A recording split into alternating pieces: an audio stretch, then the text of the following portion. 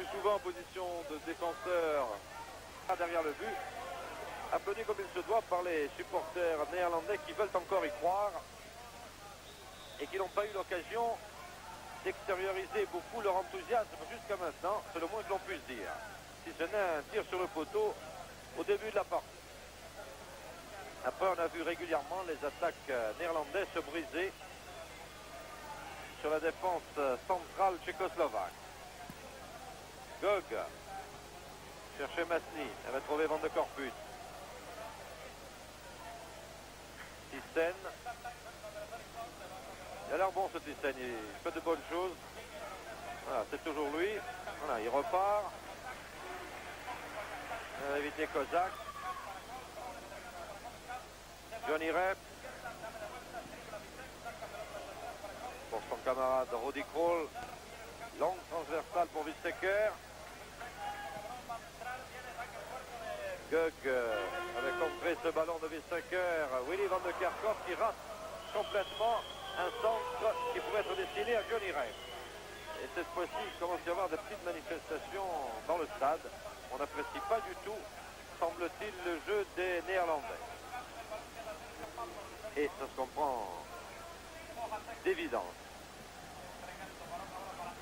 Andros. On joue pratiquement la dernière minute de cette première mi-temps. Voilà, Netolika, Barmot, Netolika. Cherche quelqu'un. Et donne la balle loin devant où il y a Masny et Neoda. Mais Masny n'a pas pu contrôler ce ballon de la tête. Un but de Neoda à la 2e minute. C'est pratiquement tout ce que l'on a vu. Avec un tir sur le poteau de la part des Néerlandais, mais ici au temps de saison. Et oui, il faut le dire, nous enregistrons malgré tout une déception. Pour l'instant, pendant 45 minutes, nous avons vu une équipe de Hollande pratiquement en perdition par rapport au standing qu'elle avait.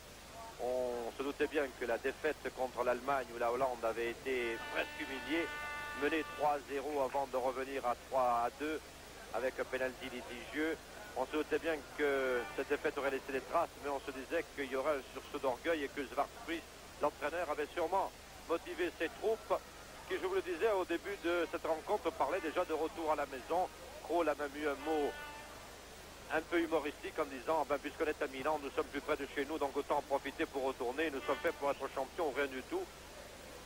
Ce n'est pas comme ça que l'on aborde une rencontre importante, bien entendu, mais on se disait que malgré tout, les Hollandais devaient essayer de montrer aux nombreux téléspectateurs, sinon spectateurs qui brillent par leur absence ici en San Siro, qu'ils sont encore parmi les meilleurs du monde. Eh bien, Slovaquie contre l'Espagne, l'échec avait gagné sur le score de 1-0, puis une équipe qui nous a éliminés, nous n'oublions pas. Et la Tchécoslovaquie était le leader de notre groupe dans les préliminaires de ce championnat d'Europe, et c'est à cause de la Tchécoslovaquie que l'équipe de France n'est pas présente ici en Italie. Et l'équipe de Tchécoslovaquie qui en définitive a peut-être loupé le coche lors du premier match. Bon, les Tchèques ont perdu, c'est vrai, contre les Allemands sur un score très étriqué, 1-0, et on se demande si les Tchèques avaient ce jour-là obtenu un match nul, ce qui était à leur portée, face contre l'équipe d'Allemagne, nous avons vu ce jour-là contre les Tchèques, non pas celle qui a battu les Pays-Bas. Eh bien, la Tchécoslovaquie pourrait prétendre encore peut-être à jouer les tout premiers rôles, c'est-à-dire conserver peut-être un titre qu'elle avait acquis en Yougoslavie il y a 4 ans. Là aussi, on sent peut-être que certains joueurs ont vieilli, mais moins que dans l'équipe de Hollande. C'est vrai que les styles n'étaient pas les mêmes. Il y a de très bons techniciens dans l'équipe de Tchécoslovaquie. Alors il est certain que les techniciens vieillissent mieux dans ces cas-là que les athlètes que sont les joueurs néerlandais. Dès que leur pointe de vitesse est émoussée, dès que la qualité physique sont un peu en baisse, tout le jeu s'en ressent. Et c'est un peu ce que l'on voit avec cette équipe de Hollande aujourd'hui.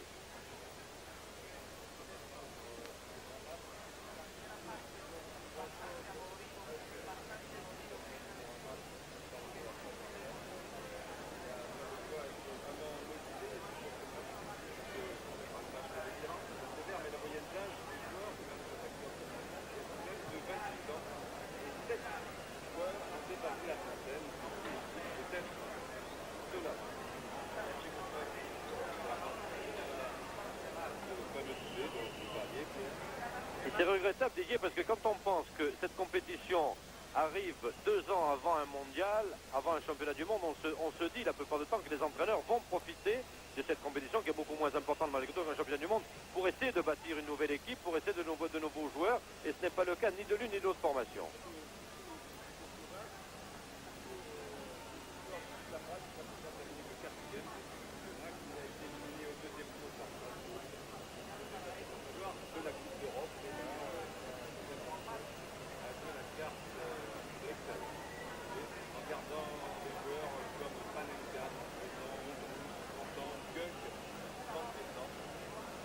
Et on se demande si ce n'est pas un signe des temps, parce qu'ici les Italiens, par exemple, reprochent à Bearzot, l'entraîneur de la Squadra Azzurra, de faire de même, d'être très conservateur, de conserver toujours les mêmes joueurs. C'est vrai que c'est pratiquement l'équipe qui a joué en Argentine aussi, avec des joueurs qui ont atteint la trentaine, souvent comme Ocasio, Bettega et Belletti, qu'il a largement dépassé.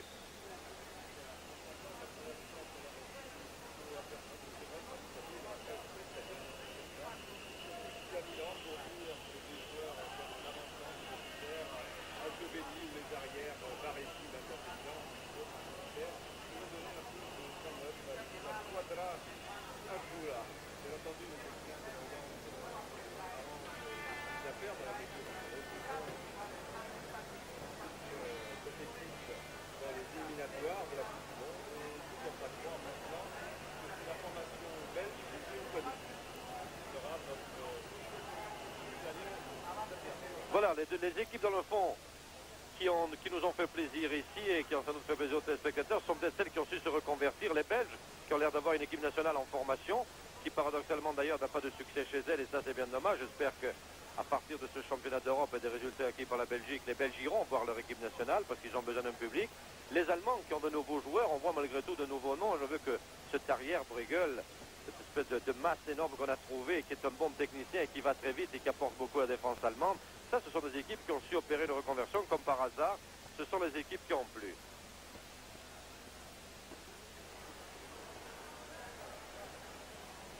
Oui, et même l'Espagne. Voilà, nous venons de corriger le micro de Didier Roustan, effectivement, qui était déconnecté. On ne recevait pas, et vous ne receviez pas les commentaires de Didier Roustan. Nous étions en train de dire, pour résumer vous avez un raté peu, beaucoup de choses. Que c'est vrai, il y avait des équipes conservatrices en définitive, comme le sont la Tchécoslovaquie, comme l'est surtout la Hollande, qui ne prouvent plus rien. Et même l'équipe d'Italie, à la limite, avec les vieilles gardes de Bearzot, et Dieu sait s'il est critiqué, Bearzot pour ça, pour prendre toujours les mêmes. Et puis nous disions aussi que la Belgique et l'Allemagne, qui sont des équipes en plein devenir, où l'on voit de nouveaux joueurs, sont celles qui ont apporté des satisfactions, et même l'Espagne d'ailleurs. Et les Pays-Bas ont beaucoup déçu, et comme je vous l'ai dit tout à l'heure, mais vous ne l'avez pas entendu, cela nous arrange dans la mesure où nous retrouverons cette formation pour les éliminatoires de la Coupe du Monde, où une fois de plus, notre principal adversaire, l'adversaire le plus redoutable, sera la Belgique, qui, comme nous vous l'avons dit, a beaucoup surpris, tout comme l'Espagne, malgré la dernière défaite, et même la Grèce. Même la Grèce, qui a agréablement surpris ici, en Italie. Alors la grande déception aussi, il faut en parler en faisant un tour d'horizon de ces championnats d'Europe. La grande déception, alors que les joueurs font leur entrée sur le terrain, c'est quand même l'Angleterre qui était donné favori un peu par tout le monde, et les Anglais ont terriblement déçu. Un jeu sans imagination, un jeu stéréotypé qui n'a rien apporté. Où était donc le football physique des Britanniques? Il n'y était plus. Où était donc Keegan? Il était muselé, comme c'est arrivé à d'autres grands joueurs dans les compétitions officielles. Et les Anglais n'ont absolument rien prouvé pour l'instant ici en Italie. Oui, il est certain que la blessure au tendon de Trevor Francis a joué lourd dans la balance. Car l'attaque anglaise n'a pas prouvé grand-chose avec Birtles qui avait... Et même Mariner qui était rentré en cours de partie. Johnson lors du premier match, l'avant-centre de Liverpool. Le génie de Trevor Francis a beaucoup manqué. Comme Paolo Rossi a failli manquer à l'Italie. Ce n'est pas le cas pour l'instant puisque l'Italie, vous le savez, se trouve en position de force. Mais cela pourrait être plus sensible lors du match contre l'Allemagne. Puisque ici on s'attend bien entendu à une finale Allemagne-Italie encore que sur le papier. Et pour l'instant, bien entendu, la Belgique est mieux placée puisqu'elle compte 3 points. Voilà, nous nous livrons à la gymnastique habituelle qui consiste à voir s'il y a eu des changements dans les joueurs.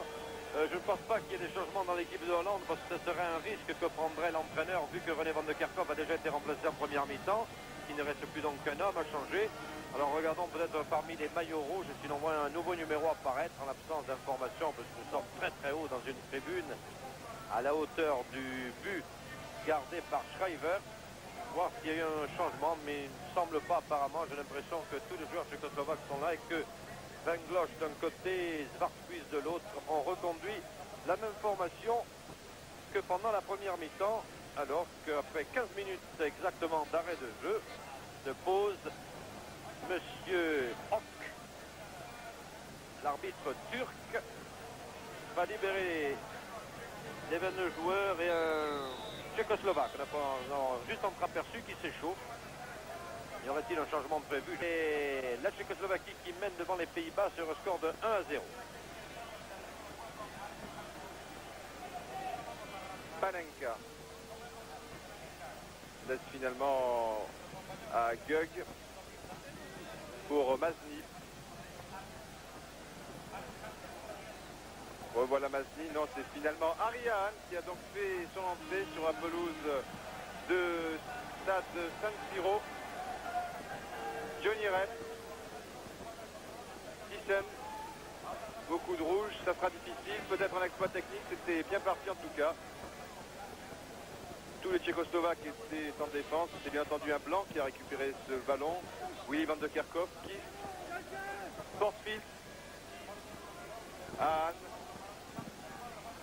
tir de Hahn, vous le savez, il possède une excellente frappe de balle, le ballon a été dévié au passage.